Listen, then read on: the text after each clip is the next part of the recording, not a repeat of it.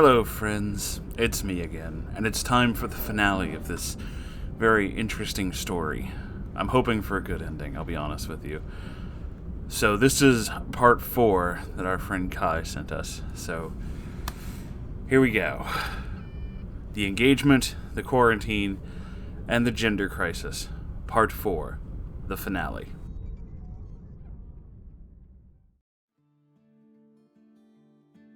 Strap in, buckaroonies, because this is going to be a long ending. More trigger warnings for even more talk of really, really horrible things, such as... How far are we in? I can't say that word right now. You know the one. S ending. Depression and emotional manipulation. This is when I had my full breakdown. At this point, having literally nothing left to do in quarantine but scroll endlessly through other social media, not posting for fear I'll trigger CJ again, I start questioning myself and my identity. My family and CJ had pressured me to grow my hair out long during the past year, which I honestly hated, but I did it anyway. I was born female, so I should look and act more feminine, right? For years, I forced myself to dress in these frilly things, trying to convince myself that I am cisgender. After weeks of nearly thinking myself to death, I came to the conclusion that I'm non-binary. CJ was the first person I told, and he didn't take it the way I thought. He asked me what it meant, so I explained as best as I could, and I said I wanted to try using they/them pronouns. CJ was bisexual at the time, so I thought maybe he'd get into it to some degree. This isn't word for word, but this is roughly how this exchange went. So what am I supposed to call you if I can't call you a girlfriend anymore? Well, fiancé is a gender-neutral term, and you've already been calling me that. You could also call me your partner once we're married. But partner doesn't sound like wife or husband. I can't wrap my head around this. Oh my god, dude, this is not a difficult concept. So I tried explaining it again, using clothing as an example. Like one day I want to wear a striped shirt, but another day I might want to wear a floral shirt. At the time, I was still questioning if I was gender fluid. But what if you don't want to wear your wedding dress on your wedding day? Of all the things he was concerned about, it was the fucking wedding dress. Oh my god, this dude. I'll still want to wear my big fluffy wedding dress regardless, but that's not the important part. I really want you to try to start using they/them pronouns with me and help me maybe pick a new name. You're the first person I've come out to. I don't know why all this matters. Just be yourself. You don't need to change your whole identity. I don't see gender, sex, race, religion, etc. That doesn't matter to me, and I don't know why it matters to you. Oh my god. There's so much irony in you saying, just be yourself. Motherfucker, that's what they're trying to do. Holy shit, dude, this is not a hard concept. Like, okay, just use different pronouns and understand that, you know, it's not all pink and frilly things all the time. Why is this fucking difficult? So a few days later, I went back in the closet and told him that I was mistaken about being non-binary. That was the first time I ever felt self-ending. Again, I don't know if I can say those words, but I did it, so in another video. I was very hurt by what he said, and I didn't come out to anyone else for a month after that. Don't worry, all my friends are extremely supportive of me, but I'm not out to my family yet. It's understandable, but if it helps, I support you, and I'm sure the rest of the Moon Herd does too. I started experiencing more dysphoria and dysmorphia, and I couldn't look at myself in the mirror most days. So finally, in November of 2020, we had another fight. Except this time, when he started on how depressed he was without me, I tried speaking up and telling him lately I've been feeling like I'm the only one working towards our future, and him pinning all his happiness on me was putting too much pressure on me. Just a reminder, he's unemployed at this time and barely looking for work. After I said that, he started in on how he's wasted his young adult life and doesn't know where he's going, asking if I still wanted to be with him. Just non-stop bashing on himself, and I couldn't handle it, so I put my phone down. After a couple of hours, CJ began blowing up the phone in a rage of text, telling me all the things he's done for me, asking, "Where the fuck is your plan for the future? Where the fuck is your sacrifice for us?" I tried reasoning with him calmly, but he kept swearing at me, and then said he's worthless and wants to give up on life. Oh, God. I really thought to myself, God, I'm the reason he's going to end this. I begged him to get help, therapy, anything. After I sat in my living room shaking and quietly crying, trying not to bother my parents, I physically couldn't pick up my phone to look at those messages. When my mother came over to ask if I was okay, I shattered. I sobbed and wailed for an hour, terrified that he was going to die, and I couldn't do anything to help, and that I ruined everything. I told my mother what was happening, and in that moment, she held me as I cried. She suggested I contact CJ's mother, who he was living with at the time, and tell her what's going on. We all agreed to 1 week of radio silence to calm down. Then we talk it out. I cried on and off that whole week. I genuinely still believe that event broke me in some way because I still haven't quite recovered from it. But for the first time in months, I felt like I could breathe again after only a few days without any contact from CJ. When we finally talked again, we agreed to a month-long break to get ourselves sorted again, but CJ made it sound like we were definitely breaking up at the end of 30 days. Over a video chat, he made a show of sorrowfully taking his engagement ring off, taking the picture of us together out of its frame and saying how much he was going to miss me. I cried the whole time and kept telling him how much I loved him and I didn't want the relationship to end. In mid-December, I woke up one morning and said, fuck this. I lost all sympathy for CJ and stopped caring about salvaging the relationship. What I did next was petty and immature, and I regret how I handled it. But I went and reactivated my fan art accounts and posted that I had returned, knowing full well that CJ was still stalking those pages occasionally. It surprisingly took him 7 whole days to notice and call me saying that we needed to talk. He told me in a very flat tone that I had hurt and betrayed him again, and that he was done. He was breaking up with me, so I told him feelings mutual. He hung up, and that was the end. But no, it fucking wasn't. Because, oh lucky me, he still had 2 boxes of my stuff that I asked him to hold on to when I left for the start of quarantine.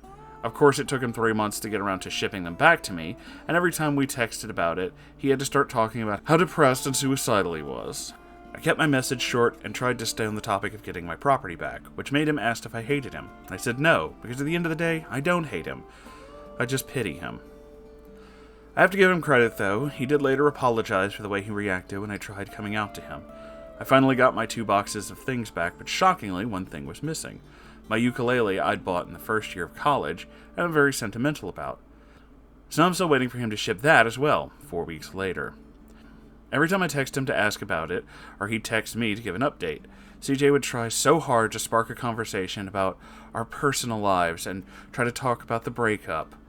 One of the last messages he sent me was, "Why did you choose that fandom over me?" referring to the fan art I was drawing. Oh my god.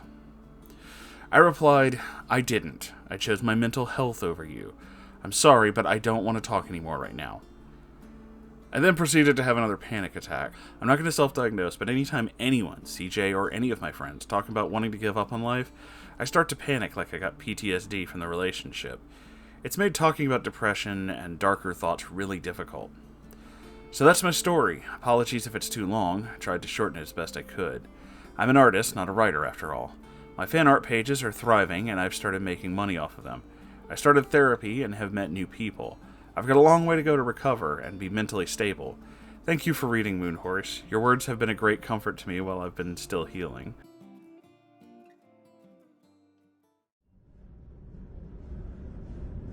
Well, thank you so much, Kai, for sharing this story with us.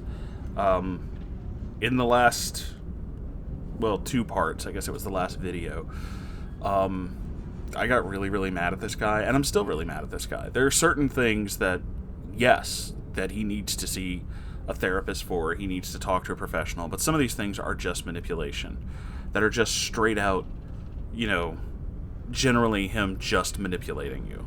And, oh boy, there's a lot to go over with this. The theatrics of the ending of the relationship, going on this whole thing, asking about why you would choose a fandom over him. This is very much emotional manipulation 101. I'm sure I'm not the only one to tell you this. I'm sure several other people have probably said this, but it's best if you just completely disconnect from him. as best you can. I mean, obviously, there's going to still be certain things, because that's how people like that operate.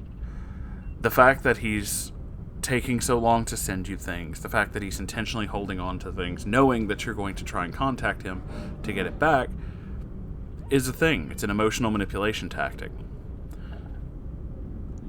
I had an ex who did the exact same thing, and I really hope you don't have to go down the same route that I did when it came to this. She had a jacket of mine that I was, kind of fond of. I kind of wanted it back, but I never got that jacket back, because every single time we would talk about how I need to get that back, it would become an excuse for her to, like, be mad at me, lay into me, even though she was the one who ended the relationship. It's still my fault, I guess. I don't really know, but whatever. Not really gonna get into the, specifics of that one, because it was many years ago and it doesn't matter anymore. However, I really hope that you do get your ukulele back. But I gotta be honest with you, you might not. That may be something that he's intentionally holding on to try and force you into a position where you have to talk to him. I really hope it's not like that. I really hope that, it is just like a mail thing or just something like that, and you do get it back. I don't want it to be that way, but I just want you to prepare for the worst, I'm glad that your art and all the stuff you're working on is taking off. That sounds like really awesome. I'm really happy for you. I'm happy that you found, better places where you can fit in and better people where you can talk to. And, you and everyone listening to this, you're always welcome on my Discord server. There's a whole bunch of wonderful people there you can talk to. And, I mean, I'm there too, so I'll probably say hi. But, yeah, I know what it's like. I've been through some pretty rough things in the past, and eventually I got to a point that it shifted from just reading things because I thought it was funny to sharing people's stories and doing what I can to help the people in this kind of community that has surrounded me. I don't want to think that I've created any kind of community, because I really didn't. You guys did that. You're the ones who decided to, join in and talk and do things and become something bigger and different, and I think that's really awesome. And I've come to kind of see this whole thing as, kind of like a family. We're our own little group. And yeah, I know there's 1,000,001 people on YouTube who will be like, oh, it's so cheesy and stupid. I don't give a shit, because it's true. We all try to do our best to support each other, and that means a lot to me. And I'm not saying we're perfect, because there's no such thing as perfect. But, one step at a time and everything gets better. And that's the same thing I feel for our friend Kai here. Just one step at a time and everything will get better. And, I really do hope that you get it back. And I hope that he stops blowing up your phone and trying to talk to you and gets over this. Just the whole thing is just unbelievable. That someone could be that just self-centered and kind of like crazy about it.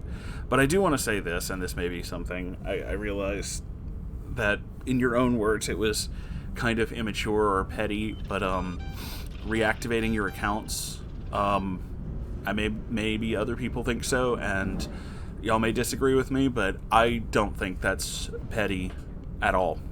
I don't think that's bad at all. I think you 100% did the right thing. That was your art. That was your creativity. It was your effort and your work, and you have every right to enjoy that. No one can tell you no. You worked on that. You should enjoy every second of it. So I'm proud of you for doing that. I'm proud of you for taking that step and getting back into the things you enjoy and making stuff that makes you happy. 100%. So, it's true. And I know I don't share a lot of that stuff, simply just because it's not really, it doesn't really fit. One, it's YouTube, they don't like that. You can't be an adult here. That's naughty. But also, you know, it's not really fitting the format of some of the stuff I do. We try to talk about weird things, but, you know, it's not super, you know, of the format. But I know a lot of people who draw different kinds of art. Specifically, I know some people who draw, like, Rule 34 adult art, and I don't have a problem with that. They're very talented artists. They're very good at what they do. So I'm proud of them. Every single one of them. That's you guys, by the way. I'm talking about you. I really am. I am not an artist in any way, shape, or form. I'm barely a writer, and that's why I mostly talk shit on the internet. That's what I do. But, you know, like, I'm blown away whenever you guys do stuff. It amazes me whenever you guys make art. Anytime somebody is just like, oh, I made a thing, and this is the art, because we have an art channel on the Discord, and I see all the art you guys make, and I have, you know, there's a fan art channel too, but it's like just an art in general, just anything you guys want to post, and I'm always just kind of like, wow, dude, these are some talented motherfuckers. It's just like, I don't know why you guys want to hang out with me. I'm like a weirdo, but y'all are some talented motherfuckers. So, yeah, man, I'm proud of you for standing up for yourself, for being true to your identity, and for going after your dream. I 100% support you. And I'm a magical space unicorn, so you know that's got to mean something. But that is the end of this short series, and I believe I try to say this, even though sometimes I'm sure I forget, but I try to say this specifically for stories like this, and I know I say this at the end of every episode, but, you know, Kai, everybody, I love you guys. You're the best. You really are. This is nothing without you guys. This is just what I do by myself, which is a lot less crazy when you put it on YouTube. It actually feels like you're entertaining people. But when you do it by yourself and there's nobody around, you're just crazy. I might just be crazy, but, you know, you guys make it better. So, with all that, thank you all for being here. I love you all so very, very much. You know, like, comment, subscribe. Again, the Discord thing. I've changed my Ko-Fi that you can sign up per month if you want to do that. I'm thinking that monthly subscribers, because I'm sure it'll tell me about that, I have to double check some things. I'll try to start making end cards when I do these things so that, you know, your names can show up on there. I tried to do that in the past, but I'm really bad at it. I'll have to make some specific rules for that kind of thing, but it's a little ways out. We're still not there yet, but it would help. It does help the channel, and thankfully, unlike other services, it's not nearly as expensive, so Ko-Fi is pretty cool. I have a merch store. That was the other word I was looking for. For a second there, what was the word I was going to say? I don't know, but it was something else with an M, but it was just like, no, wrong, and then merch. Yeah, merch store. Munch, I think, was the word. I have a munch store. I have a munch counter. I own a restaurant. I don't. I wish I did. That would be weird, and I totally would. And every Saturday there's a stream. If you want to come hang out with me, and I do this and other things. I watch a lot of weird stuff. But you can do that, and that's a thing. So, thanks for hanging out with me, everybody. I'll see you guys in the next video. I love you all so very, very much. Goodbye, everybody.